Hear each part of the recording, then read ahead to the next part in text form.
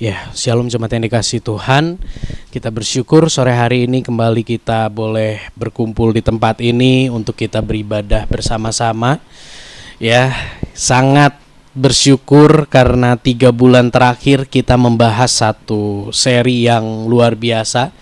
Ya, Behind the Miracle.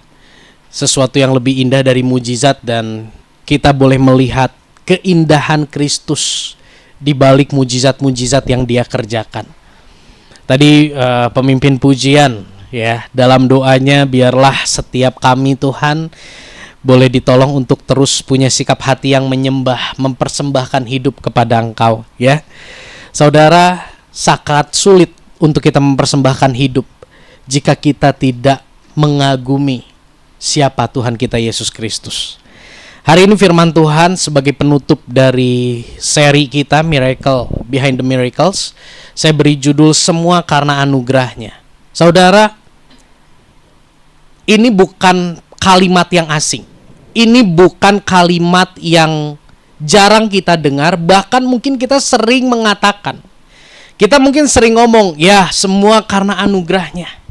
Semua karena berkat Tuhan, semua karena pertolongan Tuhan, semua karena kasih setia Tuhan. Tapi pertanyaannya, mengertikah kita tentang kalimat yang kita ucapkan ini?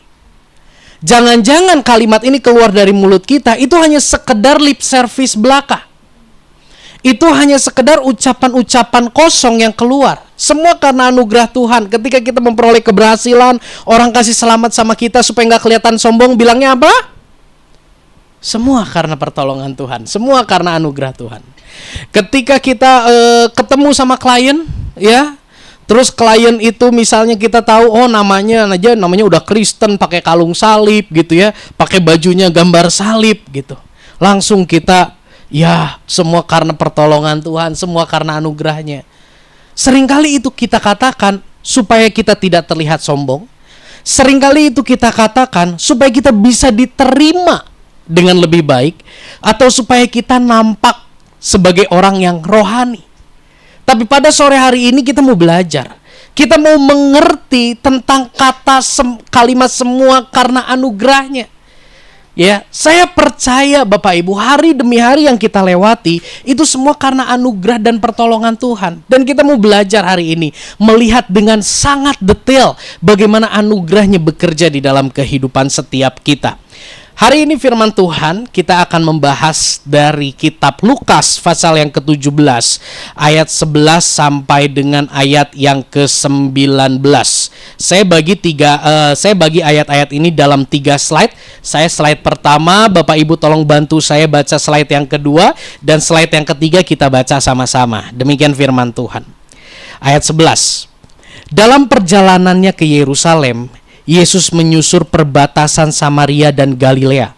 Ketika ia memasuki suatu desa, datanglah 10 orang kusta menemui dia. Mereka tinggal berdiri agak jauh dan berteriak, "Yesus Guru, kasihanilah kami." Silakan saudara.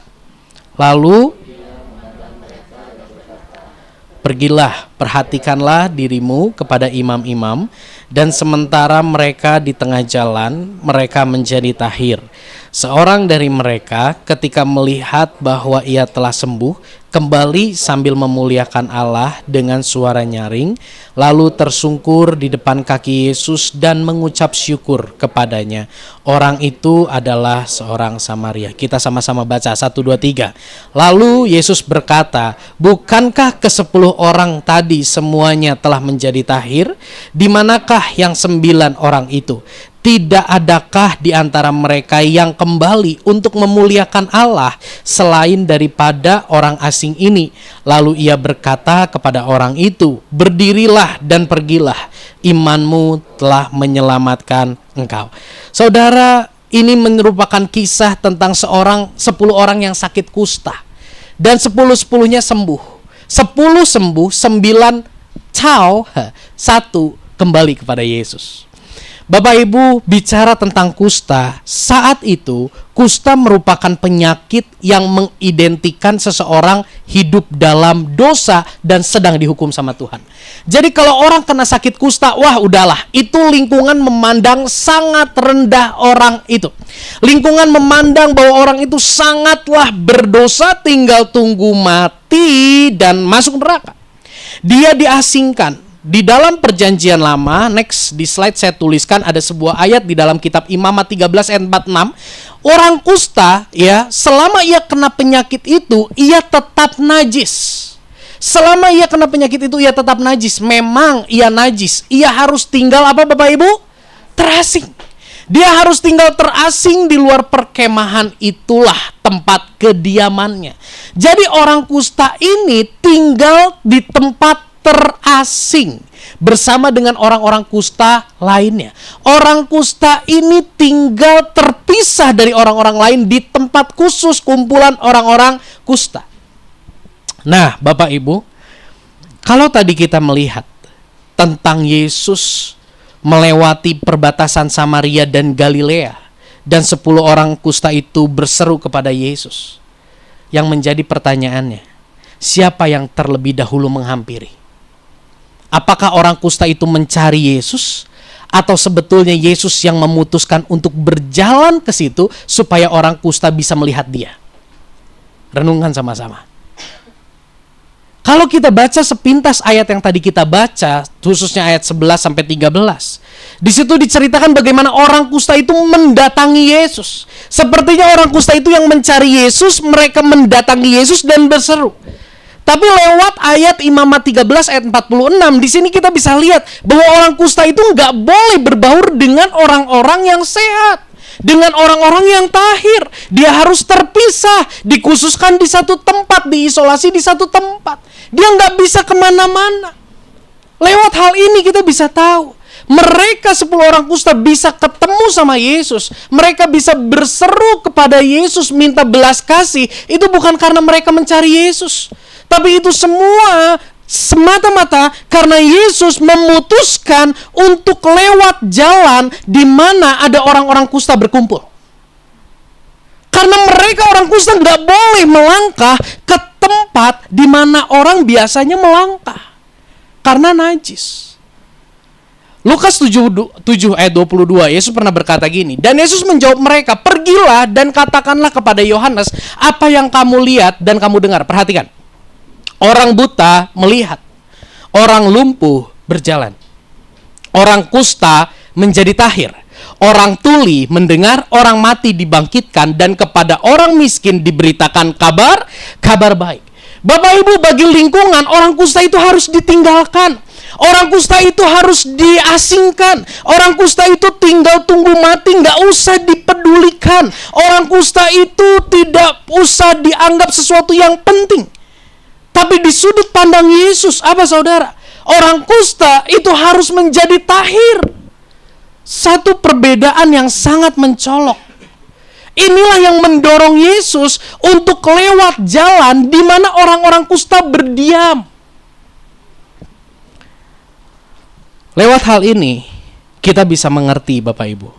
Di slide berikutnya, saya tuliskan gini. Jika orang kusta itu berjumpa Yesus, perhatikan.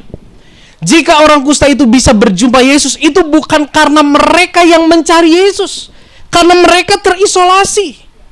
Tetapi sesungguhnya Yesuslah yang terlebih dahulu mencari mereka. Yesuslah yang terlebih dahulu mendatangi mereka. Karena bagi Yesus orang kusta itu harus menjadi tahir. Karena bagi Yesus orang kusta sebobrok apapun mereka, senajis apapun mereka, mereka harus tahir. Inilah yang mendorong Yesus. Ketika orang kusta dipandang rendah oleh lingkungannya,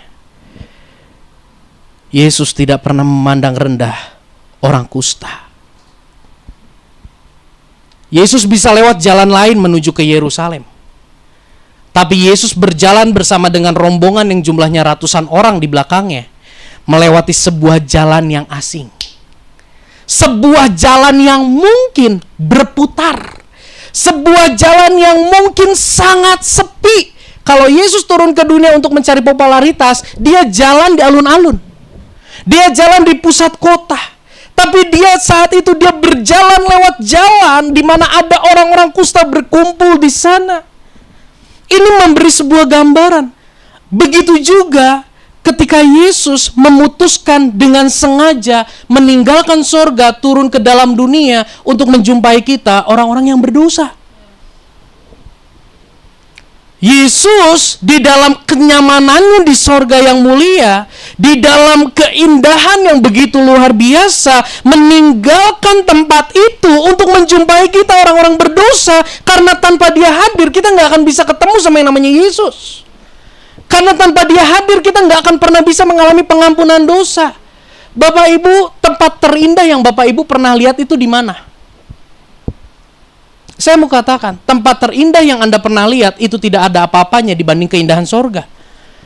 Tapi keindahan sorga itu tidak bisa menahan kasih Yesus untuk dia datang ke dunia. Kalau ya kita percaya hanya ada satu Allah, yaitu Allah yang kita kenal dalam Yesus Kristus. Kalau ada Allah-Allah lain, pasti itu Yesus diketawain. Karena Yesus mengambil jalan yang dianggap bodoh dengan menjadi manusia. Ya. Ketika kita melihat bagaimana Yesus mengambil jalan sehingga dia bisa dilihat oleh orang-orang kusta. Jangan berhenti di situ. Mari kita lihat bahwa Yesus pun mengambil jalan yang tidak populer. Yesus mengambil jalan yang sangat merepotkan dan penuh penderitaan untuk menolong kita, manusia-manusia yang berdosa. Begitu jugalah jalan yang Yesus tempuh untuk menyelamatkan kita dari cengkram dosa. Dan lewat hal ini, kita belajar apa? Orang kusta tidak dipedulikan. Orang kusta tidak dianggap penting oleh keluarga, oleh lingkungan. Tapi kita bisa melihat bagaimana Yesus lewat di situ. Ini berbicara apa? Di slide saya tuliskan. Kita baca sama-sama bagian ini ya. Next. 1, 2, 3. Tidak ada satupun keterpurukan hidup yang luput dari perhatian Allah. Tidak ada satupun kenajisan yang meluputkan kita dari kasih karunia Allah. Amin. Orang kusta itu terasing. Orang kusta itu terpuruk. Tapi dia tidak luput dari perhatian Allah. Dia tidak luput dari perhatian yang namanya pribadi Yesus Kristus.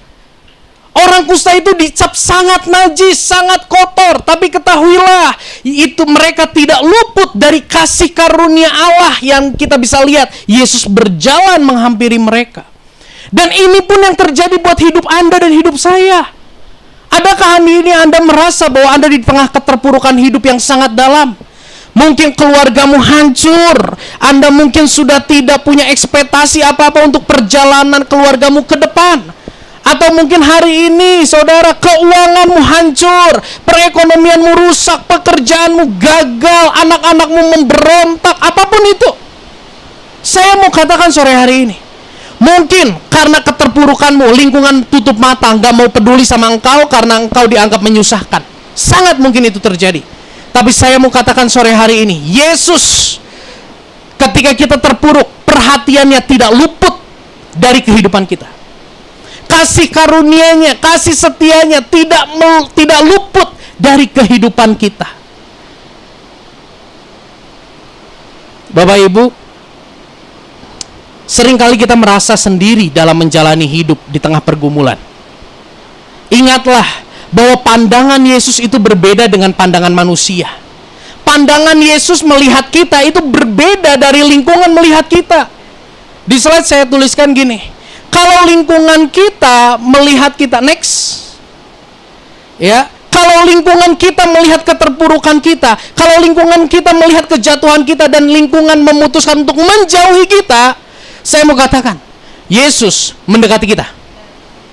Ketika lingkungan membuang kita karena kita selalu gagal dalam menjalani komitmen, saya mau katakan, Yesus memeluk kita.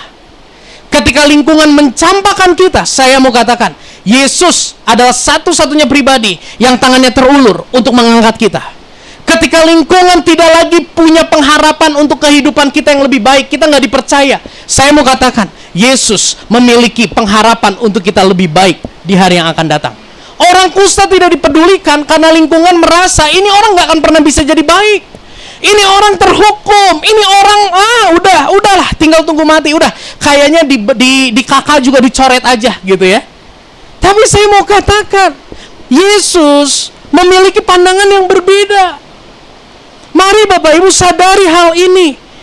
Di dalam kehidupan kita nggak bisa tahan itu yang namanya masalah.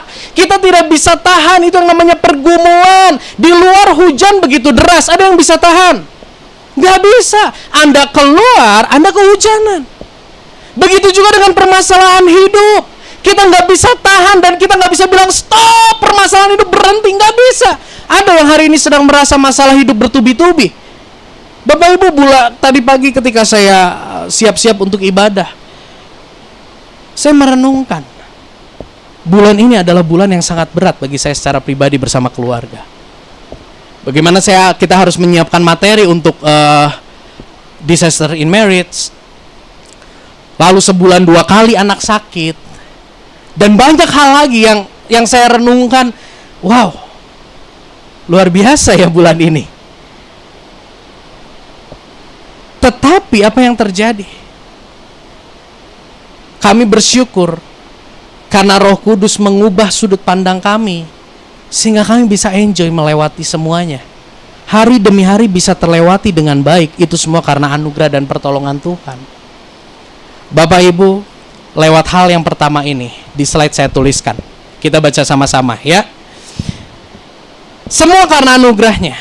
Kita baca 1, 2, 3. Hanya karena anugerahnya 10 orang kusta bisa berjumpa dengan Yesus. Amin. Hanya karena anugerahnya 10 orang kusta bisa berjumpa dengan Yesus.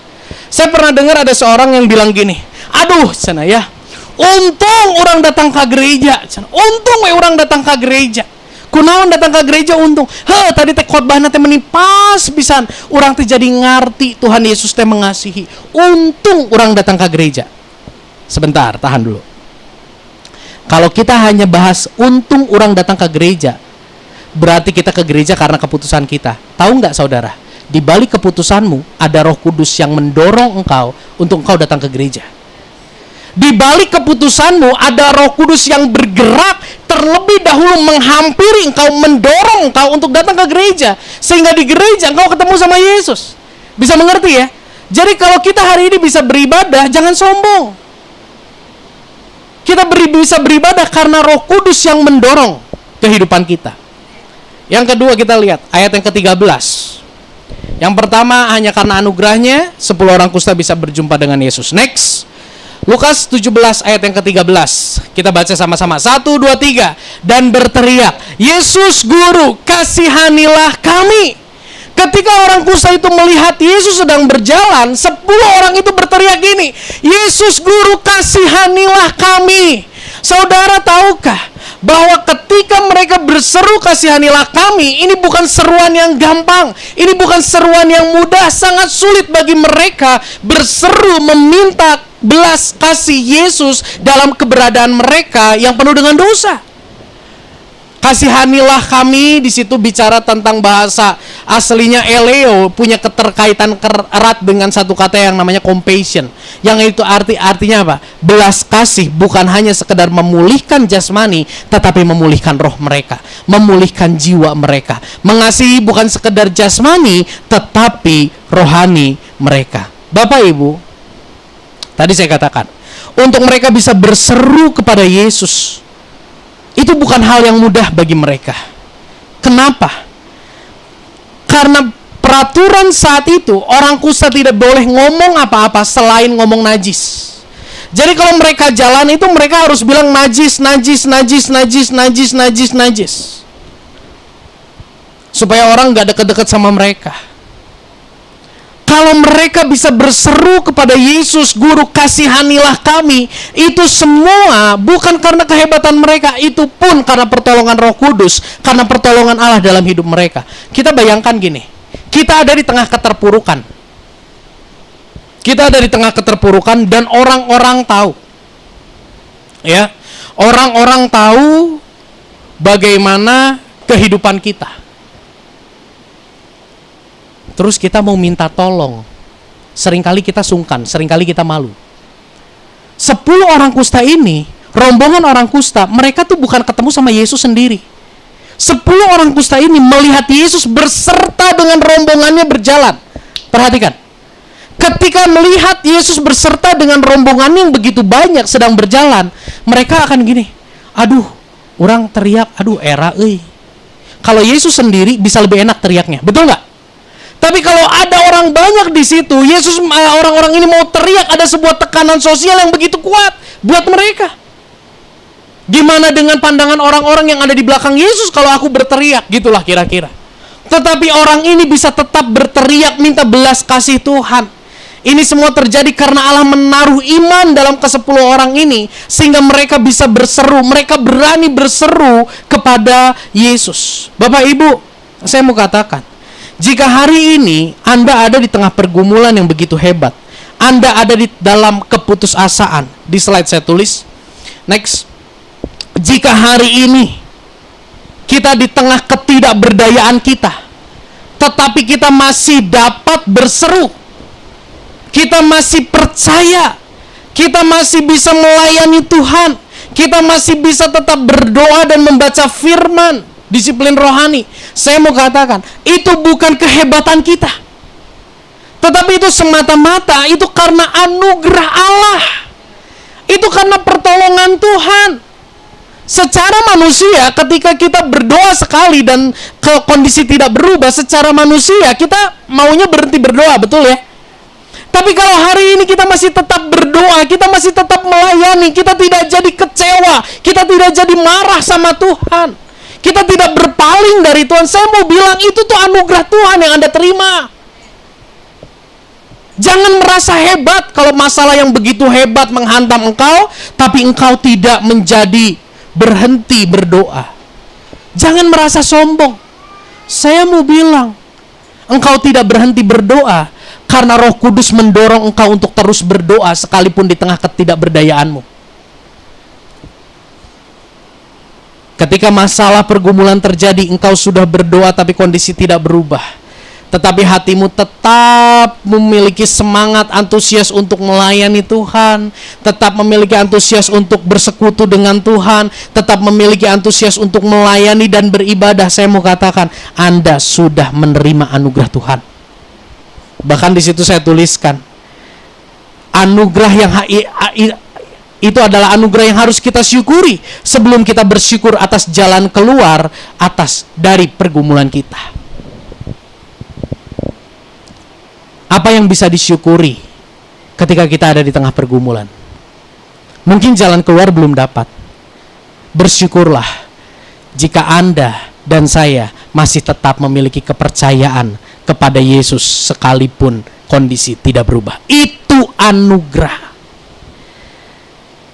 Jika kondisi makin buruk tapi kita masih tetap memiliki semangat, kerelaan untuk melayani Tuhan, bersyukurlah, itu anugerah. Jika hari ini kita sudah begitu jauh meninggalkan Tuhan, di hari yang lalu mungkin kita begitu jauh meninggalkan Tuhan, tapi hari ini kita memiliki dorongan untuk kembali mengenal Tuhan, saya mau katakan, Anda sudah menikmati anugerah Tuhan. Jadi jangan pernah merasa tidak diberkati ketika kondisi tidak berubah. Kita bisa tetap percaya semua karena anugerah Tuhan. Bersyukur untuk anugerah itu sebelum kita bersyukur untuk jalan keluar terbaik yang Tuhan berikan bagi kita. Amin. Kita begitu mudah bersyukur untuk jalan keluar yang sesuai dengan harapan kita, betul? Tapi kita seringkali lupa bersyukur untuk semangat, antusias, api yang tidak padam untuk melayani Tuhan sekalipun kondisi tidak berubah. Biarlah hari ini kita semakin mengerti, semua karena anugerah Tuhan. Jika hari ini aku bisa melayani Tuhan sekalipun doaku belum dijawab seperti yang aku inginkan. Jika hari ini aku tetap percaya kepada Yesus sekalipun apa yang menjadi doa dan harapanku tidak terkabulkan, saya mau katakan bersyukur karena Anda ditopang untuk tetap setia. Ada anugerah Tuhan, berkat Tuhan yang luar biasa yang memampukan kita untuk tetap setia. Itu yang dialami oleh 10 orang kusta. Dan di slide saya tuliskan, hanya karena anugerahnya 10 orang kusta memiliki keberanian untuk dia berseru seperti itu dan berpengharapan bahwa Yesus punya belas kasih dan tidak menolak dia. Yang ketiga, kita lihat Lukas 17 ayat 14 sampai 16. Kita baca sama-sama bagian ini. 1, 2, 3. Lalu ia memandang mereka dan berkata, pergilah, perlihatkanlah dirimu kepada imam-imam. Dan sementara mereka di tengah jalan, mereka menjadi tahir. Seorang dari mereka ketika melihat bahwa ia telah sembuh, kembali sambil memuliakan Allah dengan suara nyaring. Lalu tersungkur di depan kaki Yesus dan mengucap syukur kepadanya. Orang itu adalah orang Samaria. Saudara, yang ketiga, ini hal yang sangat luar biasa. Anugerah Allah. Ketika orang-orang ini mendengar, berkata kepada Yesus, Yesus kasihanilah kami. Yesus berkata, pergilah tunjukkan dirimu kepada imam. Mereka belum sembuh, mereka belum tahir, tapi mereka berani melangkah. Saya kembali katakan, itu pun karena anugerah Tuhan. Jika hari ini Anda percaya, sekalipun kondisi belum berubah, tapi Anda tetap taat melakukan firman Tuhan, saya mau katakan, itu bukan karena Anda hebat dalam memegang komitmen. Itu semua karena anugerah Tuhan. Karena nature kita adalah orang-orang berdosa yang tanpa anugerah Tuhan, seperti handphone ini yang dilepas, ini akan jatuh dan menjadi rusak. Gravitasi dosa menarik kita untuk melakukan apa yang bukan menjadi kesukaan Tuhan. Tapi kalau hari ini kita masih tetap bisa setia, saya mau bilang, itu adalah anugerah Tuhan.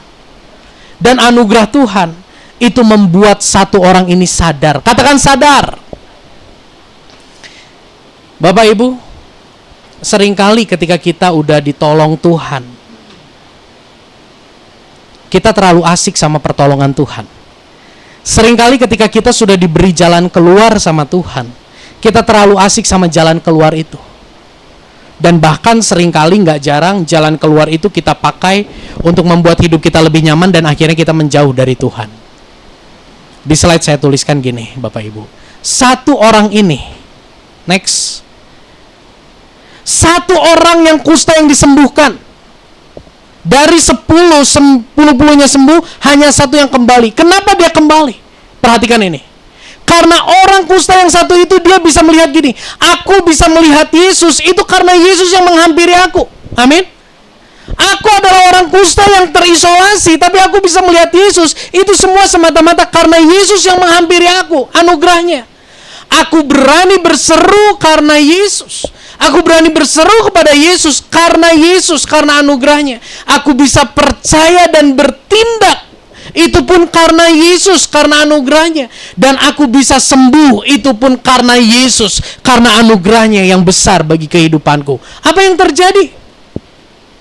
Yang terjadi ketika dia menyadari hal ini, dia tahu siapa yang harus dia sembah.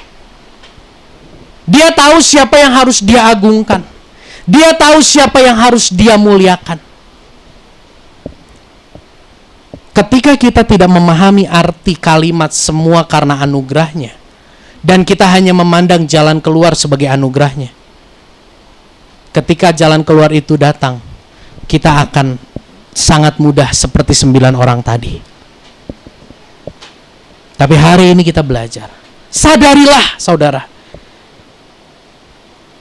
Jika hari ini kita bisa mengenal Yesus, jika hari ini kita bisa berseru kepada Yesus, jika hari ini kita bisa punya keberanian untuk hidup sesuai dengan firman-Nya, jika hari ini kita mengalami pemulihan dalam kehidupan kita, itu bukan karena kehebatan kita, itu semua karena anugerahnya. Jangan lupakan hal ini. Dan yang paling terakhir, Lukas 17 ayat 17 sampai ayat yang ke-19. Kita baca sama-sama bagian ini. 1, 2, 3. Lalu Yesus berkata, bukankah ke-10 orang tadi semuanya telah menjadi tahir? Di manakah yang 9 orang itu? Tidak adakah di antara mereka yang kembali untuk memuliakan Allah selain daripada orang asing ini? Lalu ia berkata kepada orang itu, berdirilah dan pergilah, imanmu telah menyelamatkan engkau. Seringkali bagian ini diartikan seperti ini. Karena yang satu itu kembali, maka yang satu itu dapat keselamatan. Saya ulangi. Seringkali bagian ini dipahami gini, karena orang itu kembali, maka ia memperoleh keselamatan. Tapi saya mau bilang gini, saudara, bukan karena orang itu kembali, maka ia memperoleh keselamatan. Yang sesungguhnya terjadi adalah anugerah Tuhan yang telah Tuhan taruh dalam hatinya. Anugerah Tuhan yang membuat dia sadar, aku bisa melihat Yesus karena Yesus. Aku bisa berseru kepada Yesus karena Yesus yang menolong aku untuk berseru. Aku bisa bergerak, berani melangkah sekalipun kondisi belum berubah. Itu karena Yesus. Dan aku bisa sembuh, itu karena Yesus. Ketika satu orang ini menyadari semua karena anugerahnya, di dalam hatinya ada dorongan yang kuat untuk dia kembali kepada yang namanya Yesus. Di dalam hatinya ada dorongan yang kuat untuk dia kembali mengucap syukur kepada Yesus. Dan ketika dia kembali kepada Yesus, Yesus deklarasikan, ada sebuah conviction, ada sebuah peneguhan yang sangat tegas, bahwa engkau bukan hanya disembuhkan, tetapi engkau pun diselamatkan. Di slide saya tuliskan, yang paling terakhir, keselamatan yang orang kusta ini peroleh, satu orang kusta ini peroleh keselamatan itu bukan karena ia kembali, bukan karena ia sujud, bukan karena ia memuliakan Allah. Ingat kembali konsep keselamatan yang Tuhan berikan bagi kita, bukan karena perbuatan baik kita, bukan karena dia kembali. Saya tulis di situ, hanya karena anugerahnya satu orang kusta ini sadar, katakan sadar. Mari saya berdoa supaya kita semua yang ada di tempat ini ditolong untuk sadar bahwa ketika kita masih bisa percaya, kita masih bisa setia, kita masih bisa melayani, kita masih bisa berdoa, itu pun semua karena anugerahnya. Seringkali kita dengar gini ya, dan dulu saya sering mengucapkan gini, doa itu bagian kita, baca firman itu bagian kita, melayani itu bagian kita. Bapak Ibu, 2 tahun yang lalu saya bertobat untuk memperkatakan itu. Kenapa? Karena kalau saya tekankan doa itu bagian kita, baca firman bagian kita, melayani bagian kita, kita cenderung berpikir bahwa kita harus melakukan itu dengan kekuatan kita. Tapi saya mau katakan gini hari ini, kita bisa tetap berdoa, itu karena Dia yang menolong kita, mendorong kita untuk kita tetap berdoa. Kita tetap mau baca firman Tuhan, mau dengar firman Tuhan. Itu bukan karena keputusan kita, tapi Allah bekerja men-set hati kita, mengarahkan hati kita untuk kita punya kerinduan mendengar firman. Kita bisa melayani, itu semua bukan sekedar bagian kita, tapi Allah bekerja menggeser hati kita sehingga kita punya kerinduan untuk kita melayani Tuhan. Sadari ini, kita bisa setia beribadah itu karena anugerah Tuhan. Bersyukur karena anugerahnya selalu ada di dalam hidup kita. Kita bisa kembali kepada Yesus dari keterpurukan hidup, bukan karena kita hebat, komitmen kita, bukan, tapi karena tangannya terulur menarik kita. Hanya karena anugerahnya ia disadarkan bahwa Yesuslah segalanya. Itu yang mendorong dia untuk kembali kepada Allah. Dan di situ saya tuliskan, dan ketika dia kembali kepada Allah, kembali kepada Yesus, Yesus mendeklarasikan bahwa iman yang ada di dalam hidupmu bukan hanya menyembuhkan engkau, tetapi iman itu juga menyelamatkan engkau. Bapak Ibu, ada organ tubuh yang tidak bisa kita lihat. Apa itu? Telinga. Untuk kita melihat telinga kita, kita harus datang ke hadapan cermin. Baru kita bisa lihat kita punya telinga. Kalau muka kita camerong di sini, kita nggak akan pernah tahu kalau kita tidak lihat cermin. Bisa nangkap?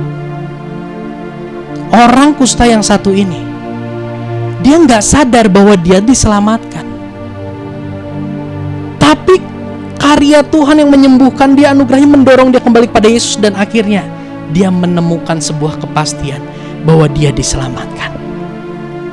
Jadi jangan lagi berpikir karena orang ini kembali maka dia diselamatkan ya. Karena orang ini memuliakan Allah maka dia diselamatkan. No. Dia bisa kembali, dia bisa memuliakan Allah semua karena anugerahnya. Dan anugerah itu, Yesus deklarasikan bahwa anugerah itu menyelamatkan engkau. Bapak Ibu, mungkin Bapak Ibu pernah mendengar kesaksian saya di Pangandaran. Saya hampir tenggelam, masuk dalam pusaran di tahun 2002-2003. Saya sedikit mau ceritakan kejadian setelah itu ya. Kejadian setelah itu ketika saya selesai, saya tertolong dari badai itu, dari pusaran itu, saya kembali ke hotel. Handphone saya ini penuh dengan miss call. Bukan handphone yang ini, handphone yang dulu ya. Handphone saya yang dulu penuh dengan miss call dari beberapa orang. Dan ketika saya lihat BBM saya, banyak ping, banyak makian. Saya bingung. Tapi waktu saya lihat handphone saya, salah satu yang nelfon saya puluhan kali adalah seorang yang saya anggap sebagai orang tua saya. Orang ini ilmunya luar biasa. Saya pernah mau dipukulin di Bojong sama sekelompok orang. Ketika saya udah kejepit, tiba-tiba di depan nasi padang di pojok situ ada orang ini. Tiba-tiba orang itu ada di situ. Waktu dulu saya berapa kali menceritakan tentang orang ini kepada teman-teman saya, dia langsung telepon. Ngapain kamu ngomongin saya? Simpelnya orang ini punya ilmu yang sangat tinggi. Jadi dia tahu ketika saya ada di tengah pusaran itu, dia tahu. Sampai hotel saya telepon dia, dimaki. Saya udah bilang apa? Lu ke Pangandaran boleh, tapi lu jangan main ke pantai. Kemarin kacamata lu hilang. Betul, kacamatanya hilang. Lu tadi ke pantai pakai baju ini, semuanya betul, perfect. Teman-teman saya yang satu komunitas nelponin saya, lu gimana udah dikasih tahu nggak boleh kesana tapi lu tetap kesana, lu mau mati. Apa yang terjadi? Saat itu saya merasa yang tolong saya bukan Tuhan Yesus, yang tolong saya adalah orang itu. Seiring berjalannya waktu 2029 belum ya, 2009 Tuhan tangkap hidup saya. Tuhan sadarkan saya bahwa yang tolong kamu itu bukan dia, tetapi aku, kata Tuhan. Akhirnya saya bertobat dan saya katakan, siapa yang tolong saya, dialah Tuhan saya. 2009. Tapi saya mau jujur sore hari ini, ya. Dari 2009 mungkin sampai 2013 atau 2014, sekitar 5 tahun, 5-4 tahun saya ada dalam keraguan yang luar biasa. Karena kalau saya ketemu sama orang-orang komunitas saya di situ, mereka langsung bilang gini, lu nggak tahu terima kasih sama yang tolong lu ninggalin dia. Karena saya udah nggak bergaul, saya diintimidasi. Lu ninggalin dia. Saya ketemu sama beberapa orang yang dulunya saya ada di komunitas itu, saya ketemu banyak yang buang muka. Sampai teman-teman dekat saya pun mempertanyakan, lu kenapa sih tinggalin dia? Dia udah baik sama lu. Jujur Bapak Ibu, di situ saya ragu. Siapa yang tolong saya? Satu kali saya berdoa, Tuhan, siapa sih yang tolong saya? Karena orang yang tolong saya, kepada dialah saya harus berbakti dan mengabdi. Saya dalam keraguan yang luar biasa. Sampai akhirnya satu malam di tahun 2013-2014 itu, saya sedang tidur Bapak Ibu. Saya diganggu oleh hal yang ketawanya nyelengking.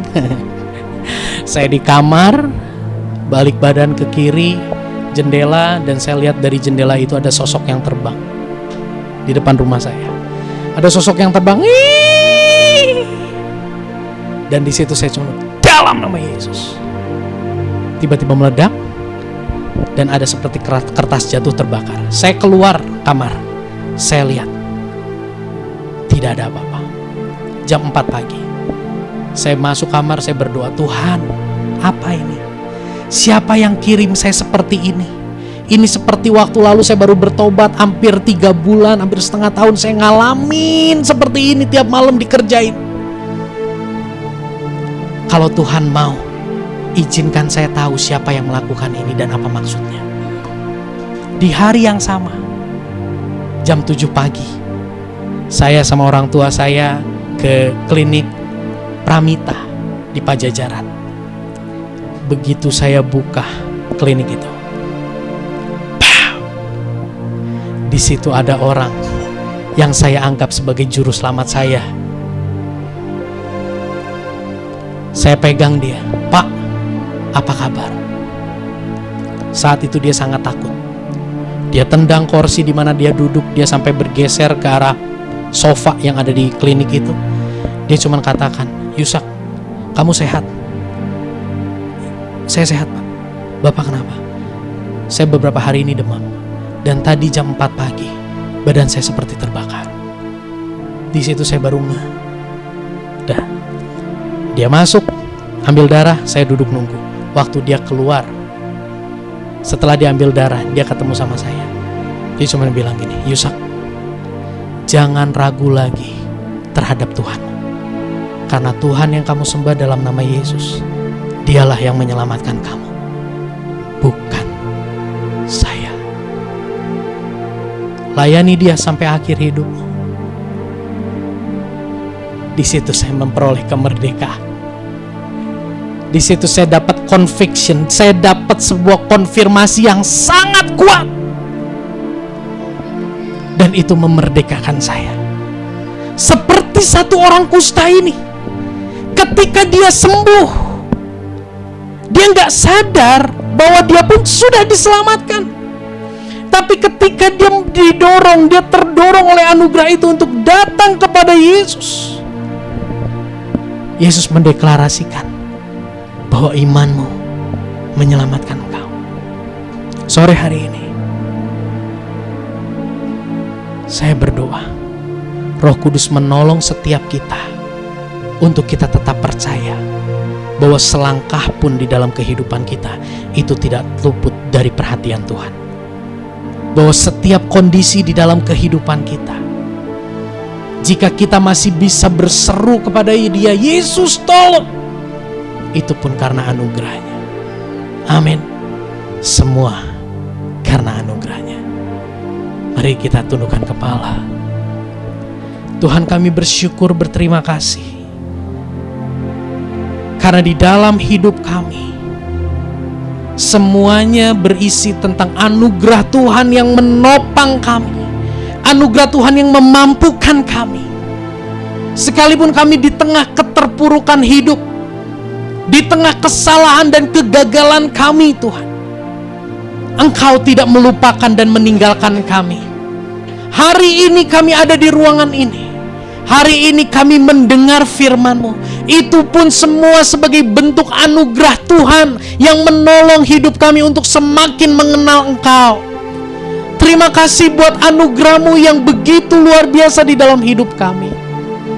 Di tengah masalah pergumulan yang mungkin saat ini begitu mencekam bagi kehidupan kami, Tuhan, tolong kami untuk melihat anugerah-Mu indah di dalam kehidupan kami.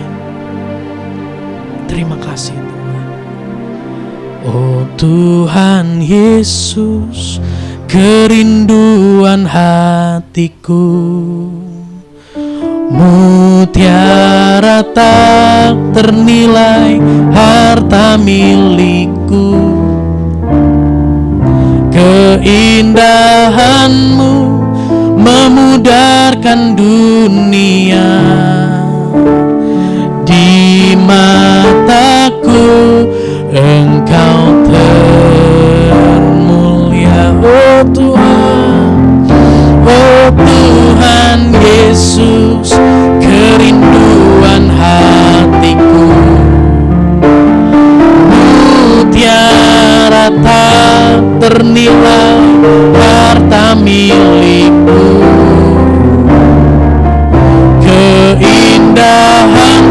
memudarkan. Di mataku, mataku. Kita mau bangkit berdiri bersama, kita naikkan pujian ini. Oh Tuhan Yesus, kerinduan hatiku. Mutiara ternilai harta milikku. Keindahanmu memudarkan dunia. Di mataku Engkau termulia. Tuhan Yesus, terima kasih karena Engkau sudah mengerjakan hal terindah bagi kami. Roh Kudus, tolong kami. Hamba berdoa buat setiap jemaat-Mu, baik onsite maupun online. Tuhan, tolong jemaat-Mu untuk terus melihat keindahan-Mu dalam setiap musim kehidupan kami. Karena hanya itu yang membangkitkan pengharapan kami. Tolong jemaat-Mu Tuhan untuk terus melihat semua karena anugerah Tuhan. Tolong jemaat-Mu untuk melihat semua anugerah Tuhan dengan kacamata dari Tuhan, bukan sekedar jalan keluar, tapi bagaimana Tuhan menopang kami menjalani permasalahan pergumulan hidup. Di situ pun anugerah Tuhan begitu ajaib, sehingga kami tidak punya alasan untuk kami berhenti bersyukur, sehingga kami tidak kehabisan bensin untuk kami mengucap syukur sama Tuhan.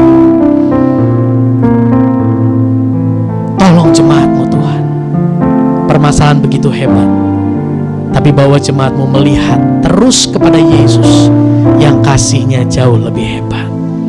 Terima kasih, hamba-Mu berhenti berbicara, tapi Roh Kudus yang menolong jemaat-Mu meteraikan firman-Mu dan mampukan kami menjadi pelaku firman-Mu yang taat dan setia.